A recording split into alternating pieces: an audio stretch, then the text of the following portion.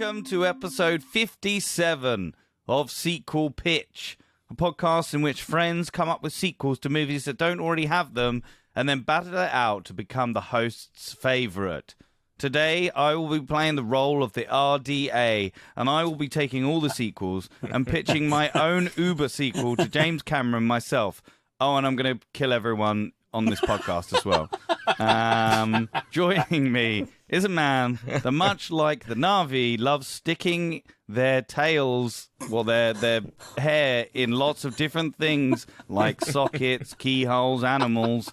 It's Andy Henry. Oh, you give me a hole, I'll stick it in. You just tempt me. Oh, no. Start as we mean to go on. Indeed. Here we go. And with him finally back after his trip off-world is a man much like the home tree has a vast knowledge of bullshitting-anium. It's Drew Toynbee. Hello there. It is really good to be back. And with the lads, we have a special guest. He is host of Sivako Road to Avatar and a UK film writer. It's Shaun Alexander. How are you, Shaun? Hello, thank you for having me. Welcome. How are you? How are you doing? Yeah, doing great. I'm busy, as you can imagine. Yeah, podcasting. Yeah. Yeah. Cool. So, in case you hadn't realised, we are heading to the world of Pandora and reviewing and pitching Avatar. In case you haven't seen it, we do a 60-second synopsis. So here we go. When his brother is killed in a robbery, paraplegic Marine Jake Sully decides to take his place in a mission on a distant world of Pandora. He then learns of greedy corporate figurehead Parker Selfridge's intentions of driving off the native humanoid Na'vi in order to mine the precious materials scattered through their rich woodland. It's called unobtainium. In exchange for the spinal surgery that will fix his legs, Jake gathers knowledge and of the indigenous race of their culture for the cooperating military unit spearheaded by gung-ho Colonel Quaritch. Sorry, I'm really bad. While simultaneously attempting to infiltrate the Na'vi people with the use of an avatar identity.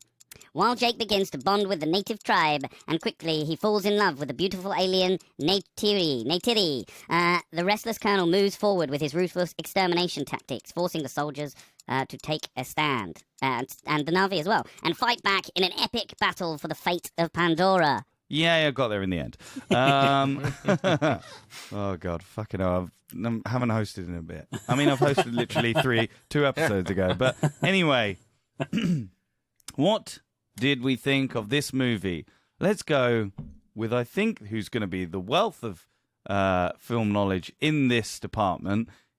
Shaun, what did you think of Avatar? Not The Last Airbender.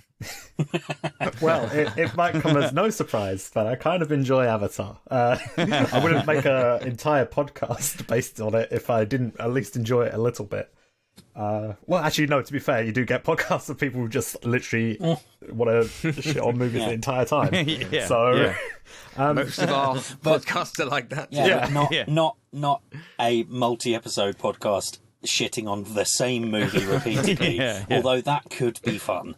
130 episodes of just shitting on the same movie for...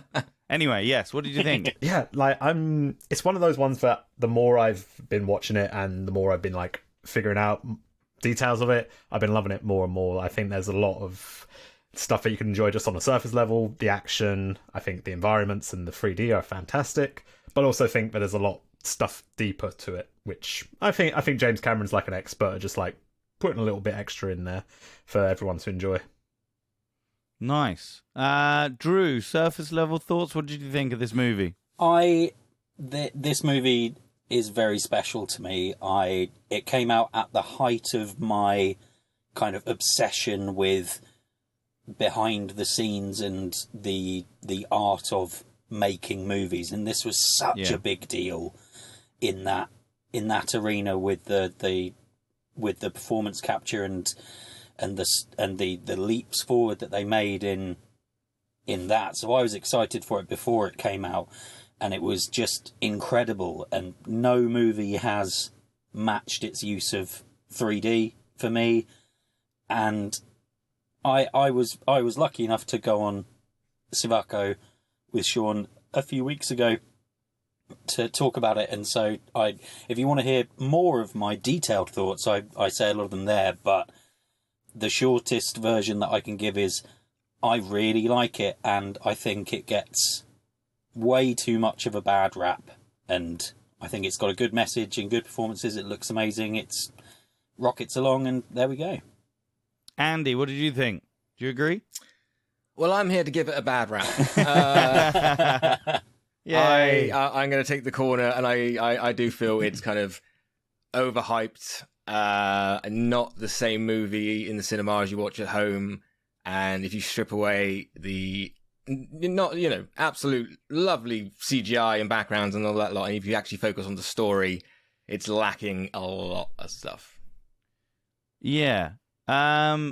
Okay, that's good, because now Shaun and Drew can now just be like, no, you must love this.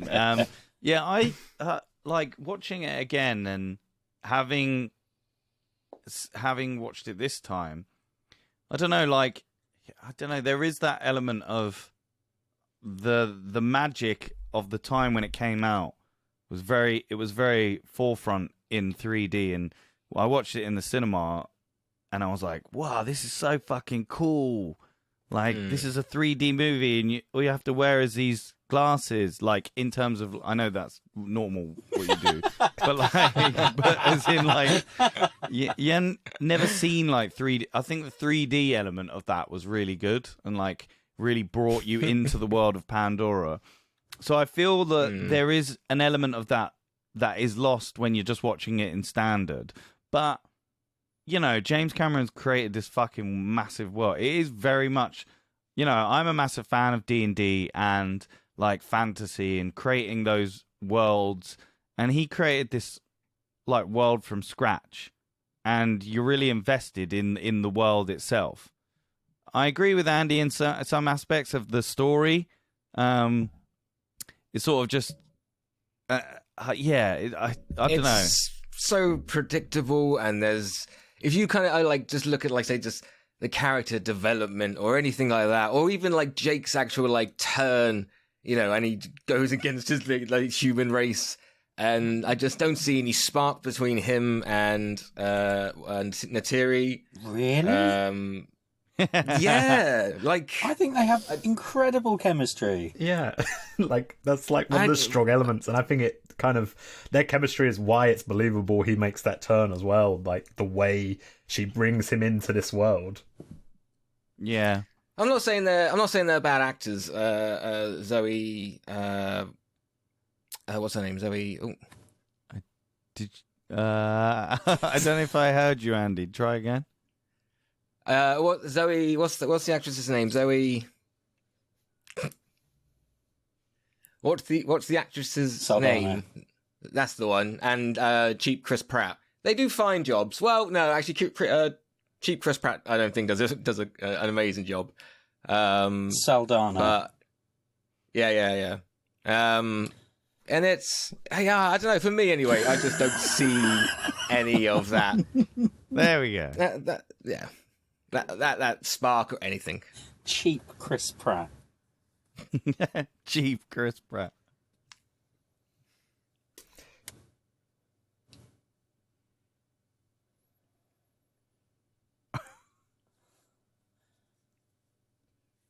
We're totally losing you, mate. Can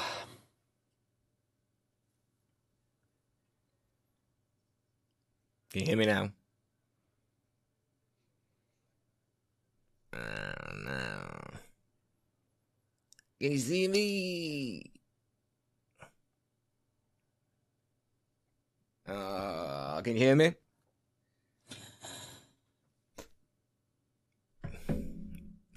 Oh no. Andy, we're losing Yeah. you. You're sounding very robotic. Are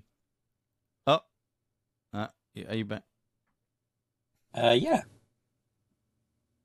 Oh wait. Oh, there he goes. No, he's gone.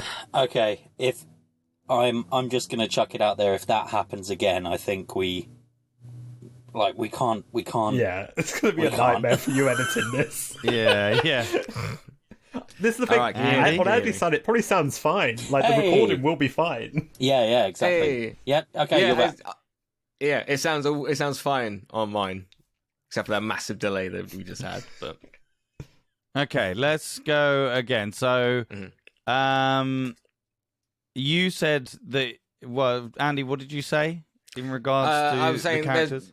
there's no. I just don't see any spark between the characters or the romance. Yeah, I think if you just strip away all the big CGI, it's a kind of a very average movie. Yeah, I like you. I mean, you did. For the listeners, you're not going to hear this, but in the bit where we lost Andy because he look. What did you call Sam Worthington? A cheap Chris Pratt. Yeah, I think When he had his beard, I was a bit like, oh yeah, he looks like Star-Lord. Then he took it off again. I was like, oh yeah, that's why.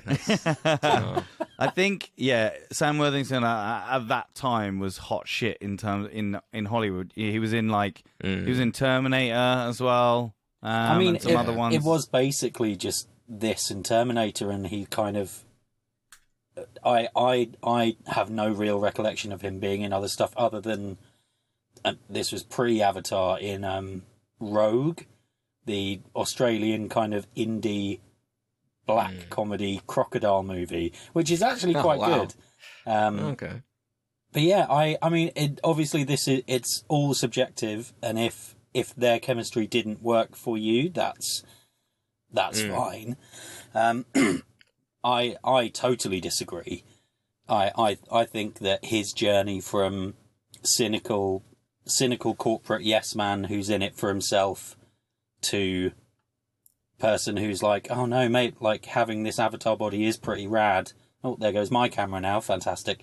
And then on to actually not just having legs back in this super cool alien body is rad, but actually these people are pretty cool, and maybe I'm not one of the good guys.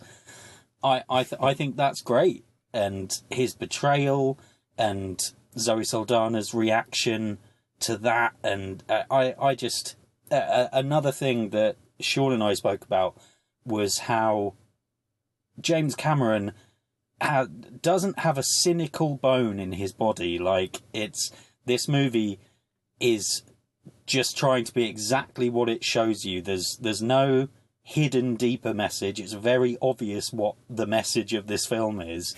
But I think it's stronger for that, personally. I don't think that's a problem.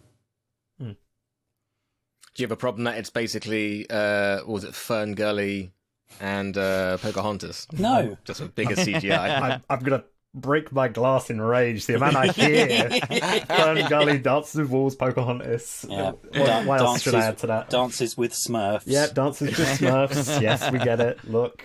And this is the thing. He's admitted it. He's openly said, hey, look, I took these stories that you know of, you know, someone coming and integrating into a indigenous society, because I want to make the story simple so that I can put other messages in it that will get forward to people, you know, like these environmental messages and things like that. And it works. Hey, look, the story is simple. I will not lie. It is as simple as you can get, really. But that's a good thing in a way. It means, and I think as well, like, this is obviously leading up to the sequels, but it means the sequels have a lot less to do in terms of, like, the groundwork now. He's already set up all the pieces, and now he can have a good time with them.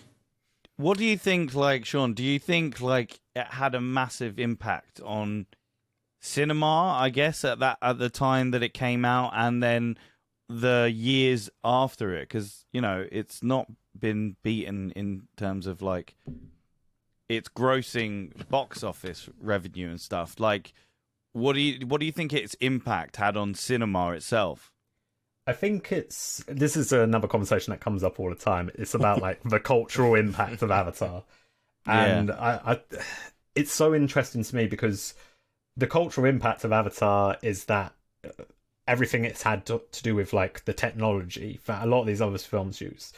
The Marvel Cinematic Universe is obviously the biggest thing that's happened since Avatar.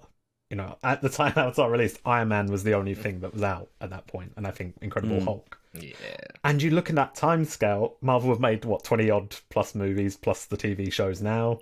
But they use a lot of that technology, like the motion capture stuff, and immersing you into these other worlds. You know, things like Guardians of the Galaxy, I don't think happened without Avatar succeeding the way it did. Yeah. Drew, do you agree? Yeah, I do. I think it aside, there was Lord of the Rings, and then in terms of huge spectacle movies that captured the world's imagination, Avatar was the next one, and it smashed all the records, and it just cemented the fact that big populist, straightforward action cinema was the way people wanted to go. And I think, I don't think we would, I don't think the landscape of cinema for the last decade would have been anything like it has been had Avatar not been so wildly successful. Now, obviously, we don't, we're doing this episode in the upcoming, the release of the new one, The Way of the Water. The Way of the Water. The Way of Water. Yeah. Way of Water, sorry. Again, I've done my research. Do you think that James Cameron has, because it's been such a long time since the first one, do you think people are still interested? Andy, are you interested in the sequel? And the several other ones that are coming after it. Yeah, and the 19 that he's apparently planning. I mean, I wasn't, but I'm not now, but I wasn't when I first saw it as well, to be honest. I might go see it, but it depends, what the story is, because I do agree with Shaun. I guess, in the sequel, he could open up so many more avenues and stuff like that, and rather than have it as keep the idea of it being a simple story, simple characters that we don't really need to get deep into. We can just have a really nice exploratory world. That'd be good, and that'd be worth seeing. But I mean, I think the hype is kind of gone. I think when people, when you mention it, everyone's like, yeah, sweet, until we see the trailer. That's, I think that's the obvious kind of tell sign. But my money would be it's dwindling a little bit. Shaun, what do you think? Do you think James Cameron's got a lot to, a big gap to fill, with the original? It's the hardest job, right? How do you try and get, how do you try and make a sequel to the largest performing movie of all time? It's a question no one wants to really have to do. The thing is, he's already done it once before. He's already made the biggest movie in the world again. After he did Titanic, he did Avatar. So he's if anyone's going to do, be able to show that it's possible, it's him. And there was a 12-year gap between the two last time, something like that. Yeah. So it's not and I think this is sort of a sign of the times and the industry as a whole right now, is that we're so used to seeing the 3 Marvel movies a year that the fact that we've had 13-year gaps now feels as long as it was for say Top Gun and that sequel to come out. It feels almost the same amount of time because we're so used to the Marvel content coming out so frequently. And it'll be interesting to see whether it does kind of capture audiences. I think the film industry thinks it will, because they just cleaned the slate. They were just no one wants to compete. So yeah. Do you think that the 3D element will bring 3D back? Because 3D is relative. I mean, my 3D TV is collecting dust in the hallway at the moment. I bought one when it came out. Do you think he is looking to reignite the popularity of when it came out with 3D? Drew? Yeah, yeah. I don't know. I think, 3D is still a thing. Most big movies that come out, you can choose to go and watch it in 3D. Yeah. I think that, but I think that's it's it's an add-on, if you know what I mean. I assume this has is going to been be made made for 3D. for 3D and seeing probably it in the cinema, those, seeing it in IMAX. Those are like 4K, IMAX screens there where like, the seats move and the screens are a little bit around the walls and stuff. He's like, I bet he's going to put all that in as well. Like, it will definitely be like an experience, I think. I think he'd go for the 3D because, again, you don't want to see this not 3D. If we're going to go like into water, then we want to feel like we're like underwater. I do. Yeah, it'd be great. Yeah, and I think watching the new movie in 3D will be the way to watch it. But I don't think James Cameron has designs on making 3D be the only way that you watch movies. Yeah. But it's so I think it might be fair to say that it's a good demonstration that the use case for 3D is primarily for bringing you into an unfamiliar world and making it feel more immersive. And we don't need that for the majority of films because they're just set in our world. And so if more big movie, if one of the future Star Wars movies, they're like, we've taken Jim Cameron's, we bought Fox, so we've got the inside track on all of his tech, and we're doing it for the next Star Wars movie, I would watch it in 3D. But if any filmmaker says we've made this film specifically for 3D, not in the things are going to jump out of the screen towards your face Final Destination style, but in the we want to follow in Jim Cameron's footsteps, then I would watch it in 3D. But I don't think that huge fad is going to come back because it was so novel with Avatar, and people are just used to it now, and they're used to it and not doing it anymore. Okay. That's enough about the sequel, obviously, because we'll get on to those. What are your favourite bits, Shaun, in this movie? What made you specifically make a podcast about it that you love so much? Like, what are your favourite things about this movie?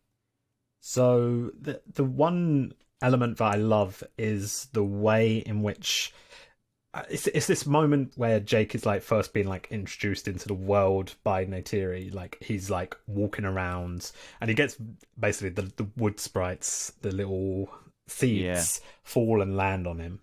And the way that sort of moment is really, obviously it's got like religious connotations all over the place, and big main character energy there.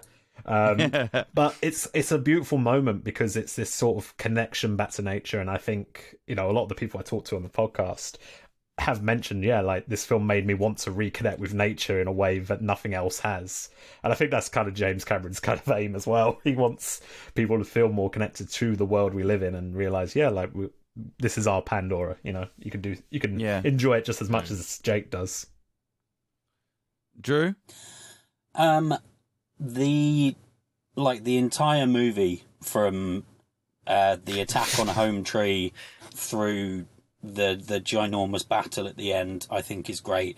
Although I would basically have to say any time Stephen Lang is on screen thinking about it, like watching it again yesterday, he's just so good. He is so good as the villain in this. And he's... How old is he? I mean, when he made in the film at that point? He's well into his 50s, at least. Grandpa General fucking jacked. I love he's got like the 3 scratches or something from like a monster. He's like, I keep them there to like remind me how bad outside is. And it's like, you don't need that because you can look outside. You've been there long enough. You don't need that. You don't even need to explain it. Just be like, look how cool this is. Yeah. All right, see you later. But he's that cool. I forgot that James Cameron actually wrote this as well because it's a bit clunky and it's very kind of exposition-y sometimes, and it's rather if you need to explain something, you just explain it rather than kind of nicely weaving it into like the dialogue or anything like that. It's just like exposition drop. What's that? Exposition. What's that? Exposition. Okay. But Again, Andy, maybe in the sequel we can move on. Andy, what did you like about the movie? Ooh, I mean, it was. I like I'm trying to think of an actual. What did I like about this? What did I like? I liked the. I'm trying to think of an actual like standout scene that I probably liked. You literally hate the movie so much. No, it was all right. It was all right. The thing is, I watched it on like my average 32-inch screen, so I lost a lot of like the nice background and stuff like that. In fact, like some of it was like in that uncanny valley sense, so it was a bit weird. So I think that's probably why I picked up on more on the story. But probably actually like Jake's first ride, I guess that was good because I actually remember seeing that in the cinema and I was like, that's like well shot and it actually does give you the emotion like you're flying and it's done well. I do feel kind of like sad because I feel like the creatures don't exactly agree. They agree by attacking you, and that doesn't really mean they agree. That just means they want to kill you. And then you shove your like tail into their tail, and they're like, right, I'm in your brain now. And they're like, well, I've got no choice. I was like, okay, this is interesting. It's all a commentary on how any sentient being will ultimately subjugate and rape the natural world. Oh, and when he got like the giant orange one at the end, I was obviously like, I forgot that was in the film, but obviously when it first like was introduced, I was like, oh yeah, come back in that fucking 3 hours time, and you'll be fucking riding it. It is a long movie. It's a long movie. I think they honestly could have lost maybe about at least 20 minutes. I don't know what yet, but like they could have probably done that and still kept it. But then you haven't got like the Sam Worthington as his Navi avatar falling down, waking up, falling down again, and then waking up again, and then going in various different machines all the time. Oh, we need to move the machine, go into the forest. When they get jacked into the Matrix. Yeah. Okay, like we'll sum up in a second. I just want to see if Drew has any things that he doesn't or is, and Shaun as well, because we've heard from Andy about what he hates about this movie. But Drew, is there anything you don't like that wouldn't score it a perfect 5 for you if you were going to score it a 5? I don't. Oh, he might give it a perfect 5. I don't. My God. I can't think of anything in this movie that My score's going to to bring the average so far down. Well, that's just. I'm going to give it a 6 then. Screw you. Okay, fair enough. Shaun, do you have anything that you dislike, or I'm like, oh, this is the thing that doesn't make it a perfect movie for me? I'm going to say no, probably. This is odd. I think it's like. It's a thing that during the time, obviously, like it wouldn't have been talked about as much. But I think it's the fact that obviously Sam Worthington's play like a disabled character, and I feel like this is the kind of movie where it's perfect. You could have, Sam Worthington at the time wasn't a big name when he got cast in Avatar. You could have cast a disabled actor to play Jake Sully, and then had to stunt double for in the Na'vi body, and it would have worked just as well. I think that's my only possible gripe. Yeah, fair representation for those able-bodied, not able-bodied. Yeah. One of my biggest disappointments, and it was like I guess the biggest, because it's a very imaginative film and very creative. But didn't you think like the animals were so non-creative? Like they were basically riding around on a horse. That horse barked like a velociraptor. Did anyone notice that? It sounded exactly like it. I did. Yeah. But it was basically a horse, and then like the things like. Yeah, there's things that were chasing them at night where they're just like dogs, or like I've seen it in other things. And then we had like a hammerhead shark mixed with like a rhino, and I was just like a bit like even the dragons. I was like, I feel like I've seen these kind of before. All the animals were just a bit like, meh. Fair, yeah, fair. Okay. Andy hates anything that's not trying to bring it down more. Yeah. Come at me, Jim. I don't know if you want to fight Jim Cameron, honestly. No, I would not. No. All right, cool. We've talked about the movie enough, I think. Let's go to our scores, I think. Drew, let's go. Actually, let's go with Andy. Let's go with Andy to bring the measuring stick to this movie. So it's all right. I'm still going to recommend it. I still at the end of it because they are so cat-like as well, which is quite interesting. Because I did like the emotions they have a lot with their tails and ears and stuff like that. And at the end, I was a bit like, well, it is better than cats, so I'll give it that. But I'm going to give it. It's going to be 3.5 Blue Man Group.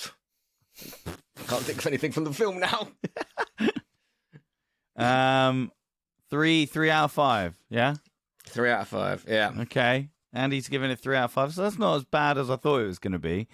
It's still a recommendation, but it's just I think it's just a little overhyped. All right. Drew, what did you think? I am going to give it 5 exhilarating Ikran flights out of 5. There's nothing that takes the score down for me. I'm glad that you worded it like that, Ross, because there's part of me that would have said 4.5 or 4.75, but actually there's nothing about this movie I would change. So it's got to be a 5. Nice. Shaun? I mean, I've got to give it a 5. I'm not allowed to not. I'll give it 5 hole-in-ones from Parker Selfridge on his little mini-putt course. Hey! Oh, wait. What's that barreling out of the jungle towards me? It's Matt on one of those rhino things that Andy hates so much. George! What did you think, Matt, of the movie? And also, what is your score? Hello, everybody. That's one way to make an entrance, isn't it? So, what to say about Avatar? First of all, it is a visual masterpiece. Cameron, something like it took 200 years to make it, it feels like. But considering it was released in like 2009, it is still, hands down, one of the most amazing visual masterpieces you can watch. Like, movies today can't even compete with it. It's up there with the end games. It's up there with the most incredible visual effects. So absolute kudos to the team there.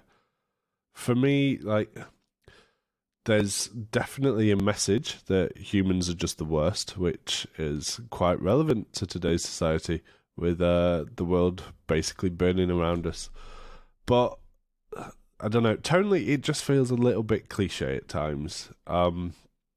Despite one of Sam Worthington's best performances, his character, like, I don't care enough about him compared to the Na'vi, the natives, because basically Cameron just tells us that humans are just the worst the whole time.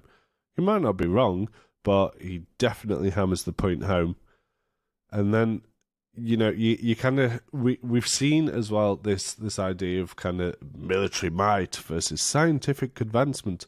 You know, that isn't new, absolutely not. Star Trek have been doing it since forever.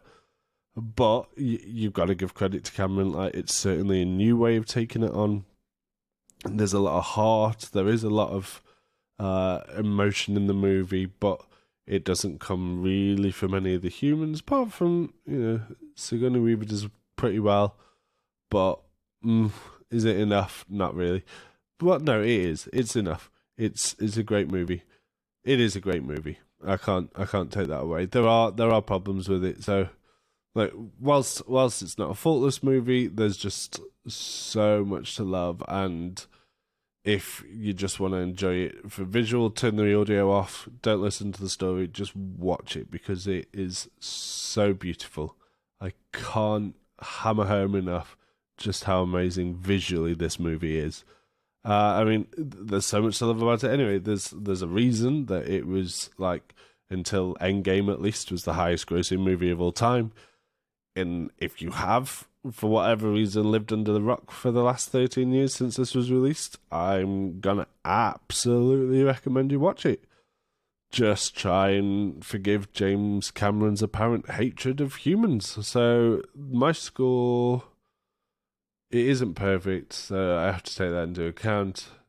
Can't help feeling like I'm a bad person for being a human being at the end of it, but 4.15 cliche human character flaws out of 5. Please go watch it. Please enjoy it. It is long, so please get comfortable. But yeah, amazing film. Bye, everybody. I'm going to ride off into the sunset on my thing. Bye.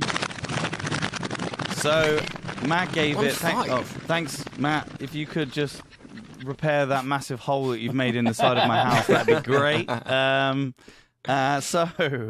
Enjoy finding some sound effects there, Drew. Oh, fucking So, Matt gave it 4.15. That's good. Okay, so for me, I think I'm going to give it 4, inserting your hair into various things out of 5.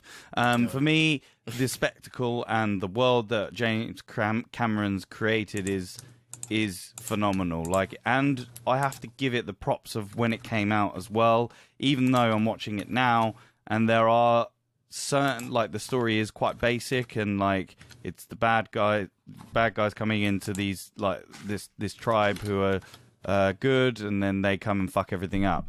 Sam Worthington isn't as great as I'd like him to be. He could have done a bit better acting wise, but then he is a CGI entire character, so all you've got is his voice, really, and his act. But yeah, I think 4 for me, 4 out of 5 for me, which gives us, Drew, do you know what it gives us an average of? I do. An average from the 5 of us of 4.23.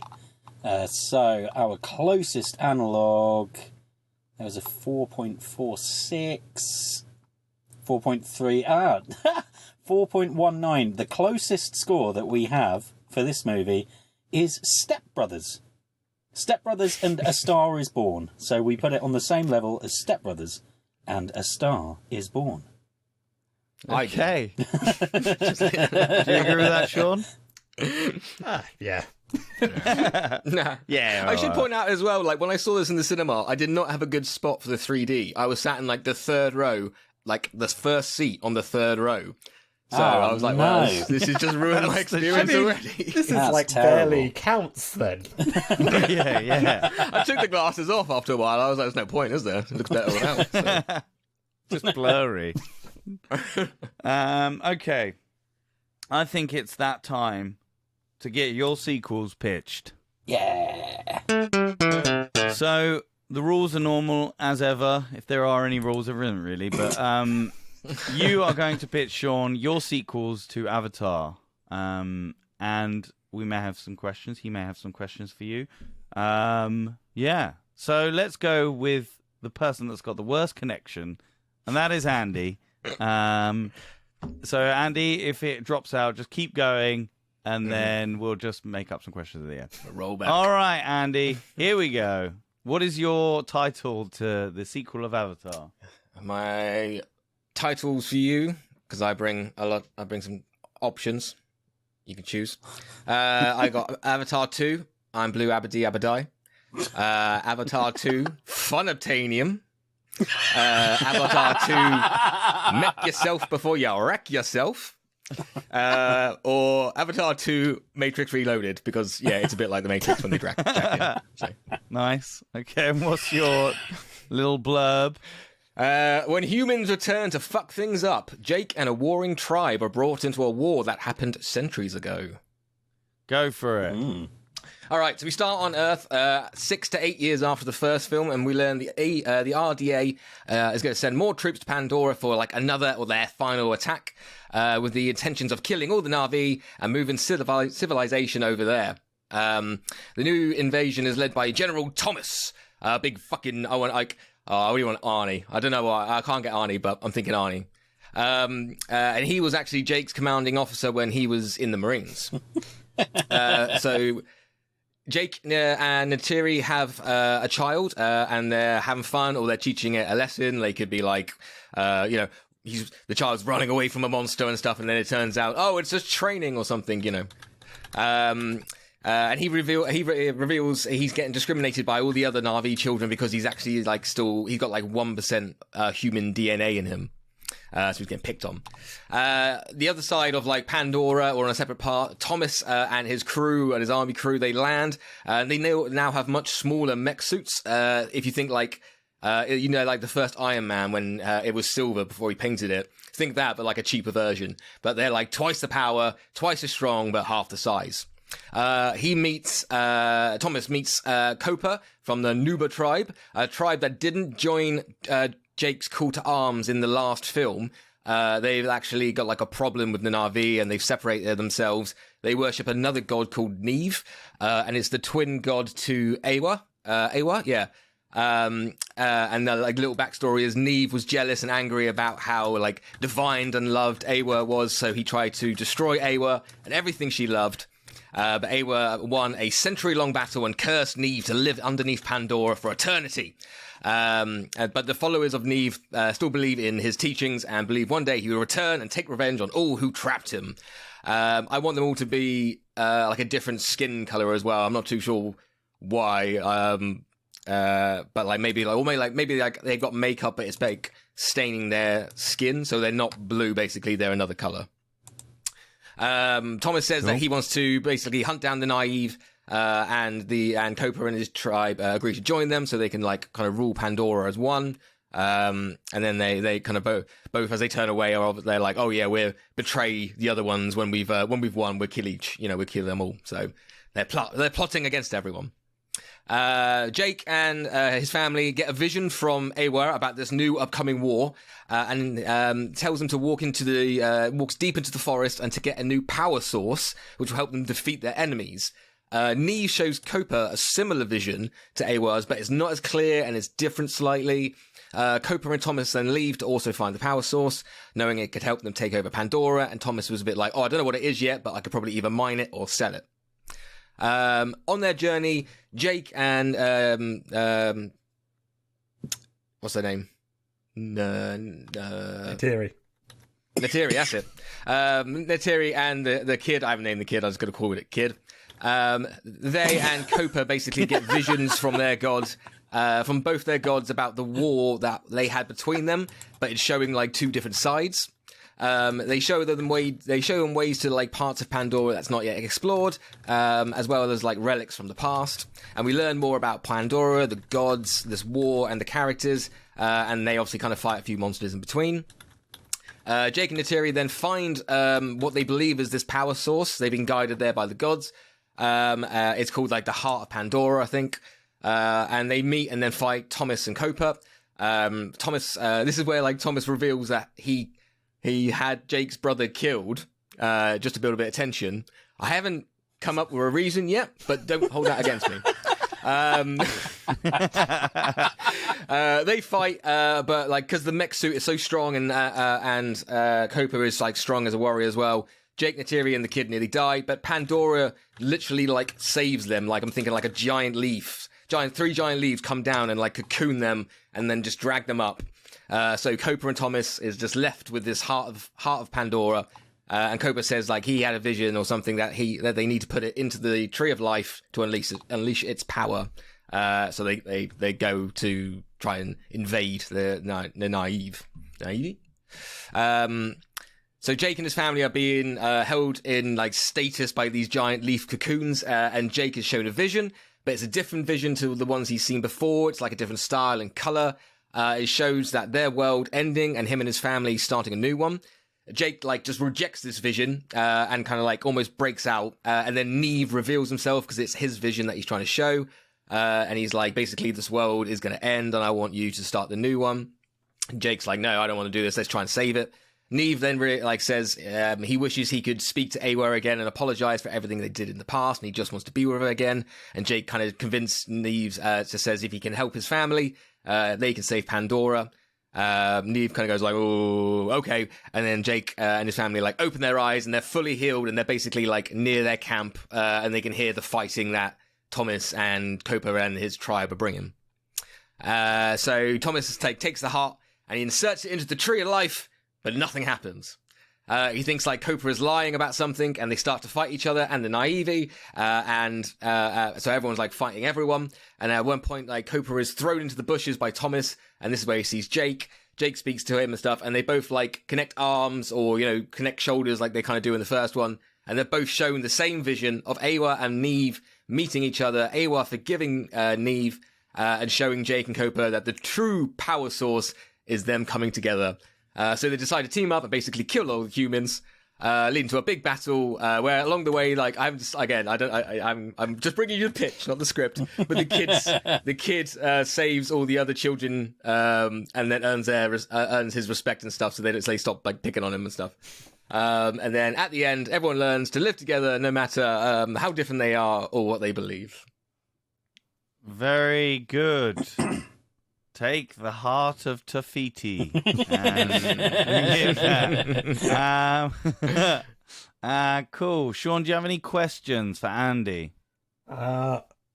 Yeah. So, first of all, the main question is who's doing the theme song? Because we got Leona Lewis last time. Oh, whoever like won the X Factor or The Voice this year, probably. Is that still going? Yeah. I gotta hope not, but it's gonna be them. If not, then let's get some like Slipknot or something. Ooh.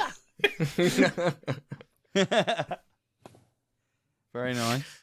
Any other questions, Shaun? So you obviously mentioned you'd love Arnold. Let's say you get Arnold for your commander. Yep. What's his? Obviously he needs a moment to match Quaritch. Which is like epicness. What are you going to do? Yeah. What are you going to bring? It's going to be when Jake and Cooper come out of the bushes and they're like, "Hey, now we're friends," and they take on him like two on one and stuff. And maybe he can kind of like fly out of his mech sometimes and just hit him normally and then fly back in. So we're gonna have a 2-on-1 fight. But he like holds his own because he's in his awesome Iron Man mech. Mm. I'm assuming his mech has some like additional Arnold based features. It's got a Turbo Man doll. Yeah. There's a sticker on the side of his arm or something. Yeah, it's a Turbo Man. I'm just imagining Arnold in a mech suit now. But the shape of it is round his muscles. Yeah. He has to have a it's actually not a custom mech suit. It's just like tinfoil basically around him. He doesn't need it. So is that everything, Shaun? It's interesting. Cool. Yeah. It's just about everyone coming together, forgiving, learning to love. We don't have to be the same. We can like be different, but live together harmless stuff. I think that's... And a cool kind of God war in between. Yeah, you got to have a bit of that. I think that's of course. I think it's a good message to have. Yeah. Very nice. Okay. Any more questions, Shaun, or do you think we should move on to Drew? I think let's hear Drew's, and then I might have some go backs depending. Okay, cool. Drew, Hello what there. is your title of your movie? Mine is Avatar Awa's Arrow. Nice. And what is your blurb? So, 10 years after the banishment of the RDA colony at Hell's Gate, Jake and Neytiri have a son, and there are similarities in this one. It's interesting. And Jake has taken on an ambassadorial role with the humans who have begun to colonize other planets in the system, with Jake hoping to be able to help humans learn from the Na'vi. When the Na'vi from several other clans begin to go missing, Jake and Neytiri must race to find the answer before they are destroyed by forces from all sides. Oh, okay, go for it. So we open on a big, exciting hunting sequence. A large scale, it's an annual migration of a particular creature that the Amaticaya use parts of in ceremonial practices. And there's a young Na'vi named Thomas who's injured. Injured towards the end of the hunt. He goes for a target that's too big. And he's saved by Neytiri, who we find out is his mother, and she chides him to know his limits and to walk before he runs, and you get the impression through the dialogue he's trying to live up to the sort of legend that is his father. When they talk about Jake, it's mentioned that he's meeting with the humans. So he's back at Hell's Gate, which the Na'vi have allowed to be recolonized in the intervening years. Jake is entirely devoted to the Na'vi, but he does still have a connection to humanity, and he wants them to work with the Na'vi in the hopes that sharing knowledge and resources can help both species. He's in the process of working out how unobtainium could be mined in a less invasive way, and his contact, Joanne, I would love for Joanne to be played by Gugumbata Raw from it is Loki, because I think she's fab. And we learn that the humans have begun to colonise other planets in the system. There's tension with the other Na'vi clans who don't believe that the humans ever should have been allowed to return. At the and Joanne and Jake have a good rapport. And at the end of the meeting, Joanne gives Jake like a computer, a piece of technology, saying it should do what they agreed on. Jake thanks her and he leaves. And as the meeting ends, we see an underling in the background send a message to an unknown person, updating them on where Jake is and what he's doing. So Jake goes to the Tree of Souls, and Neytiri comes to meet him. They discuss Thomas, who is named for Jake's late brother, and how hard he's trying to live up to being Jake's son. And while this is happening, Jake's setting up the equipment, and Neytiri's like, oh, is this it? And Jake tells her, yeah. He plugs the machine into one of the roots of the trees and turns it on because they're trying to find Dr. Augustine. They're trying to find Sigourney Weaver's consciousness and hoping that it's in there. And they feel like they get a flicker of it, but it fails. Jake and Neytiri return to Home Tree, and they find Thomas and their friend Katara in a heated conversation with emissaries from other tribes. And we discover young Na'vi have been going missing from the other tribes, but not from Jake and Neytiri's, and they therefore believe that Jake must be involved. And there's a huge, once-in-a-generation, like, global storm which is coming, and they see it as a kind of portent of Awa's distress at humans being there and Jake, the interloper, causing problems. Jake tries to defuse the situation, but actually Neytiri steps in and calms everything down. She's such a good hunter and good tracker, she agrees to go and help look for the children, and Jake will go back to see the humans and see what he can find out, and Katara says he'll go with him. And despite being told to stay put, Thomas decides to follow his father because he wants to be useful and to prove himself. And from here, the plot develops sort of in parallel, so these things are kind of intercut between each other. Neytiri and the parents of the other missing kids are going on this huge quest looking for clues, like surviving in nature, finding safe areas in the storm. And Jake and Katara go to Hell's Gate and the storm hits, and they get inside and Thomas sneaks in after them. And Joanne says she'll help investigate with her team, and they find some shady information, so they go and investigate, and they find this secret area and discover Giovanni Ribisi is there playing Parker Selfridge again. What? They discover Selfridge has been abducting the young Na'vi and dissecting them to study their physiology, specifically their stem cells that are related to the additional organs that the Na'vi have that help them process the atmosphere and give them extra oxygen in their bloodstream and various other things, which is all available on Wikipedia. This is established law. They want that because they want to find a way to adapt humans to live on Pandora without needing rebreathers, because they are planning on just taking over the planet, but they have to do it carefully, and they also know that people won't accept living on a planet where they have to have rebreathers, so they want to do that. And he has a big speech about progress always wins and backward cultures will always lose, and Jake helps Joanne escape, but then Katara stops him and kind of beats him down and makes a bargain with Selfridge because he wants status in this new world. He can't see the Na'vi being able to win, and so he agrees to leave and tell the clan that Jake betrayed them and it's Jake's fault that the kids have been disappearing, it wasn't the humans.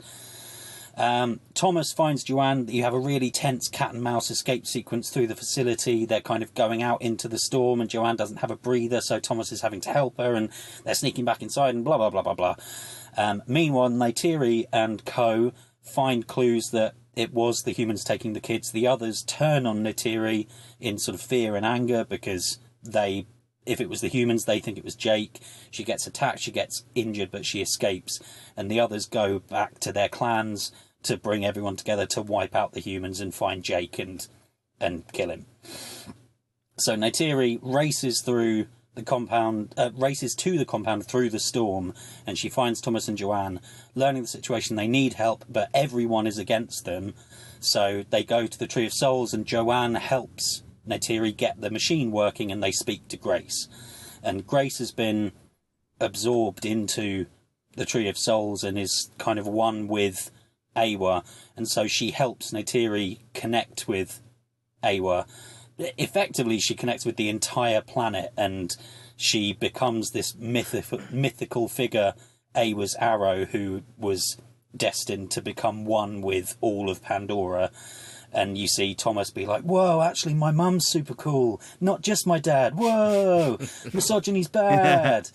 And so all the clans are descending for this big fight, and Neytiri controls the storm, like she's making the trees move and changing air currents to get them a safe way through.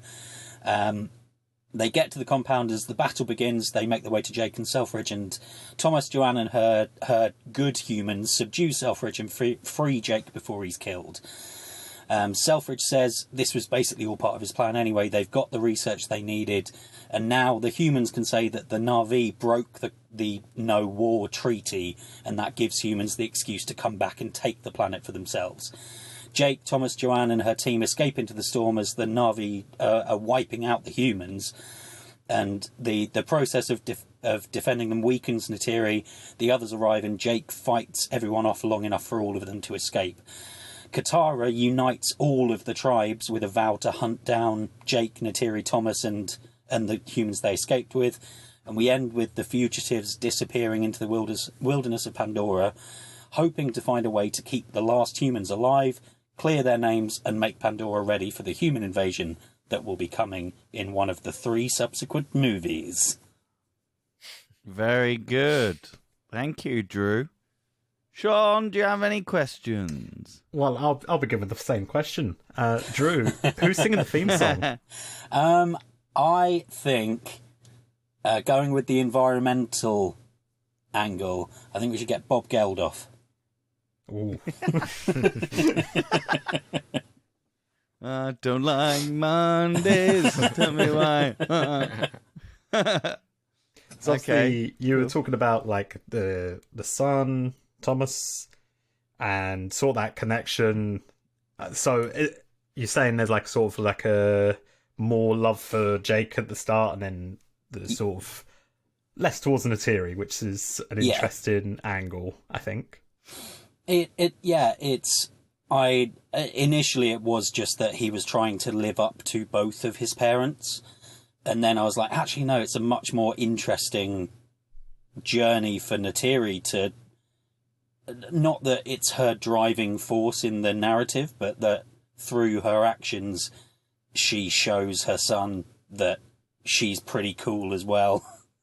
And Jake, I basically didn't want it to be Jake's story only. I wanted Neytiri to have something big and important to do, and that just felt like a nice point of tension that's not super melodramatic and like the kid hating his mum because Jake's amazing, but it's still something that it would just give it a bit of tension and a nice bit of catharsis at the end.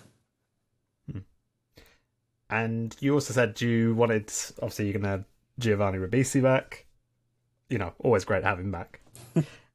Now, you're saying about dissection and things like that. That seems pretty graphic. Do you reckon that's fitting into to a 12A? They won't be showing that on screen. Like there might be some body bags in the background, but it's the fact that the kids that they abducted have ended up dead would be heavily implied in the dialogue, but hopefully in such a way that it like they don't say, we murdered those children.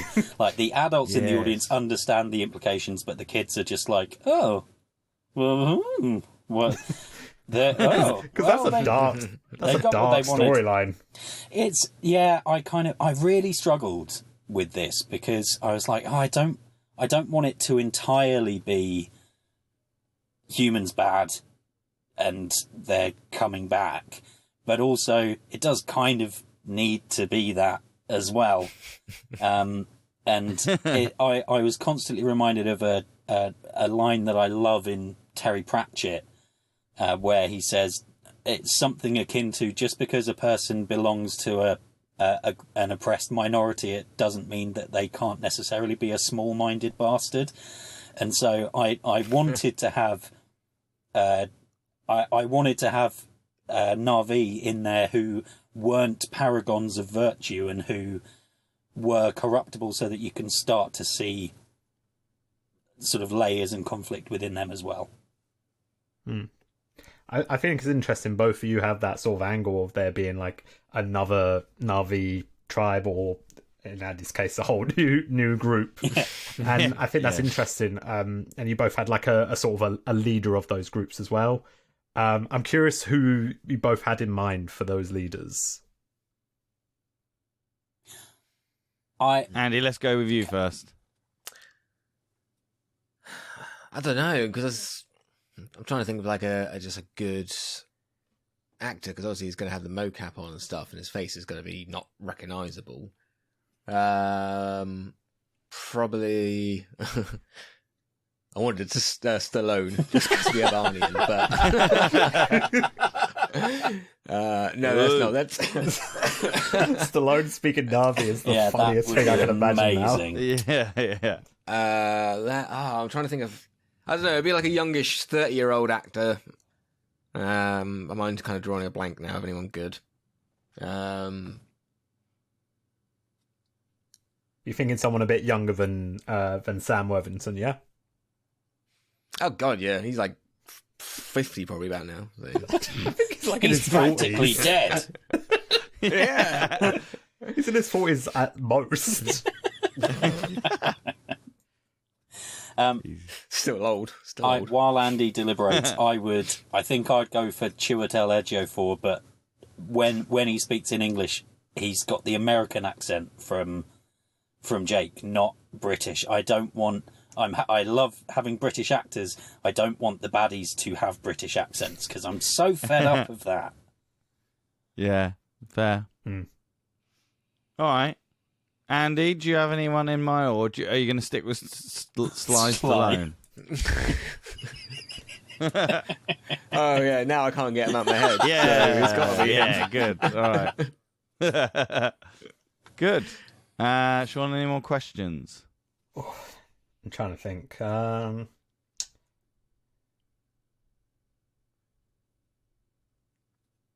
It's all right. You don't need to. These guys can argue it out. Yeah, Don't come worry. on. I want to hear some arguments. Go on then. All right. Okay. So Drew is slowly creeping up to child murder in his pitches and bringing. One day I will convert him to child murdering pitches. So it's time for Andy and Drew to argue it out, to win over Shaun's affection, to win picture of this episode and the sequel that we desire out of Avatar. So go ahead, Andy and Drew, whoever wants to go first. All right. Go on, Drew. Do you want to go first? Yeah, I will. First off, you named the child Kid. You didn't give the child a name. It's It's KYD. Brilliant. Fantastic. I love it. With a silent nice. B on the end. No, KIDB. Yeah, but the B's silent. It's like Kratos in God of War with Atreus. He just calls him boy. Yeah. There are similarities. It's really interesting to me how similar things came out between ours, honestly. But I feel like making Awa and Neve actual like beings with consciousnesses who have kind of psychometric representations of themselves is a step too far into the supernatural for me. I took it from the first movie that Awa is nature rather than being an actual physical god. I think it's an interesting step, but I'm not a huge fan of that. the only other two things, you asked me not to hold it against you that you don't know why General Thomas killed Jake's brother. I will hold it against you.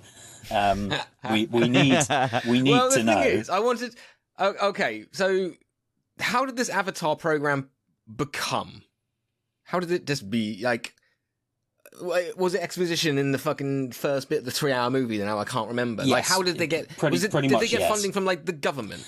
Okay, like because I was a bit like, well, he would have had something like a similar Avatar program that would have got beaten out, and he was planning to sabotage Grace's, so the government would have had to use his, and the brother would have seen it, known he was going to sabotage and then get killed that way, and then it was all going to be a big cover up. But I was honestly a bit like, I just don't know where the program comes from. No, that's like considering that you just came up with that right now, this second. That's fine.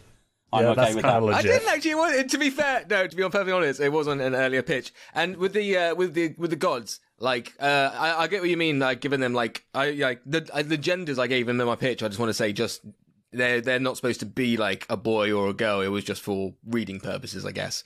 And I'm gonna say that I'm. Yeah, they're not gonna be bodies. Basically, like when Jake sees them in like the vision, it could just be a voice or something. It's not gonna be a body. Okay. But yeah, I say like I'm trying to give them more life. They were gods of some sort. Yeah, rather than just like I don't know, they're just like nature. Fair Who enough. voices them then? Out of curiosity, I'd love to like see who, has the voice to embody those two roles. I'm gonna have Benedict Cumberbatch and Sly Stallone. Benedict Cumberbatch and Elizabeth Olsen, because I watched that movie recently and I was a bit like they've got pretty good voices. So Fair. Nice. The last thing is I will just make a pithy comment of the resolution of this film is the power was friendship all along. yeah, what better moral and lesson do you need? That's a great lesson to have. Yours is don't kidnap kids. Well, we know that already. We don't need that lesson. I've got fair. a good Go, moral. I've Andy. got everything. Yeah, you don't need. Mine is. It doesn't matter what you look like, who you believe. What everyone can just love each other, but kill the humans because they're the bad guys. So. Fair. Andy, what's your retort to Drew's? It's surprising how similar we felt. Drew's is like obviously like the first draft, and mine's like the final polished piece, obviously. He's grasping yeah, at straws already. It's just a bit dark. I was like, mine's just got more chances to see Pandora, and this is just more like a What? When Neytiri and company are trekking through the wilds of Pandora in a giant planet-sized storm and being hunted and fighting nature. All right, listen, my connection might come out in and out between this episode, all right? I might not hear a lot of things. I just feel mine is it'll be a better experience. It's got better morals, better lessons, more action. It's got some fucking God Wars in there. It's going to be James Cameron's fucking Cream Wet Dream. Cream Wet Dream. Wow. Okay, well, if you've got nothing to retort to, Drew, if you want to... I think that what Andy came out with is its own retort, personally. All right. So, Shaun, who are you going to go for? Who is going to be this episode's winner of the title of Avatar 2? Is it going to be Drew's sequel about stuff? Or is it Is your internet connection all right, Ross? or is it going to be Andy's pitch about stuff? They're quite similar. But yes, you have the power to decide who is this episode's winner. Now, Drew, this comes with a caveat, but we reduced the child murder down a bit, please. Okay. But I will choose yours, Drew, as long as the child murder is kept to a lower level. Okay. All right. I don't think Jim's gonna like it. We can say that Jake, the kids. Like only like 1 or 2 instead of like what? It sounded like 20 odd. Yeah, it was going to be at least like 10 or 15, but that's Too many. Yeah. 1 I or was gonna 2. It's a good thing Ross didn't pitch that, because he'd be like, I'm killing every kid on screen. I'd give up winning the episode. I'm gonna kill every kid. Make it an 18 plus. All right, well, there we go. Drew is this episode's winner. Yay. Andy, commiserations. Well done. You did pitch a good movie. Andy's going to use his connection issues as his excuse for not winning this week. Yeah, I couldn't read half my pitch because it was blurry because of my connection. So. But there we go. There you go. Drew. Yes. Well done. Thank you. Back with a vengeance. He's back again with his winning pitch. Okay. Drew. Yeah. What are we going to do next episode? Well, we're properly getting into the Christmassy spirit of it all now.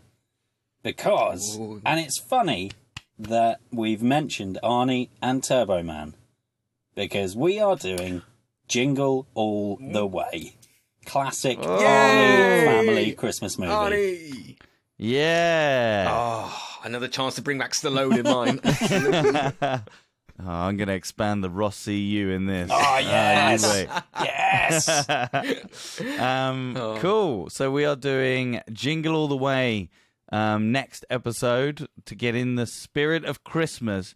Ding, ding, ding, ding, ding, ding, ding, ding, ding, ding, ding, ding. Cool. Andy, well done. Drew, congratulations on winning. Thank you very much. That is it for this episode. You can find us on all socials, Instagram, Twitter, Facebook, anything that has our name in it. You can find us, I'm sure. Tell us if you think Drew should have won, or, well, if you think he should have won, or if you think Andy should have won with his pitch. Also, we have a Patreon. Yay! If you would like to join our Patreon, then head on down to our Patreon, sequel pitch, / sequel pitch, or backward slash. I think it's / It is a forward slash. sequel pitch. Yeah, / and you, my friends, listening right now, in whichever country that you're listening in, could become a pitch pal. Yeah, that's right. You could have your name on our episodes and be a pitch pal. Pitch pal, yeah. Okay, Shaun, where could people find you on socials? And, yeah. The best place to find me is doing my Avatar podcast. Surprise, surprise. Yeah. It's on Twitter @AvatarPod. I have a YouTube channel that you can find from there, and I'm doing not only the podcast, but doing some YouTube videos as well. I did one which was about 9/11 and James Cameron. Wow. Nice. I went off on, nice light-hearted foot,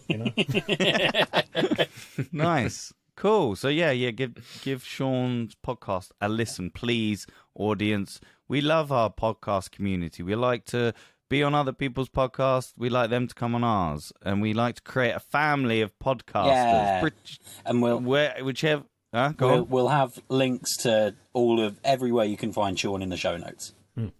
Yeah. All right. And with that, it's goodbye from Andy. I can't believe they called it unobtainium. I mean, come on. Did you not just laugh when they were like, it's unobtainium? No, go back and think of anything else. It's a real thing.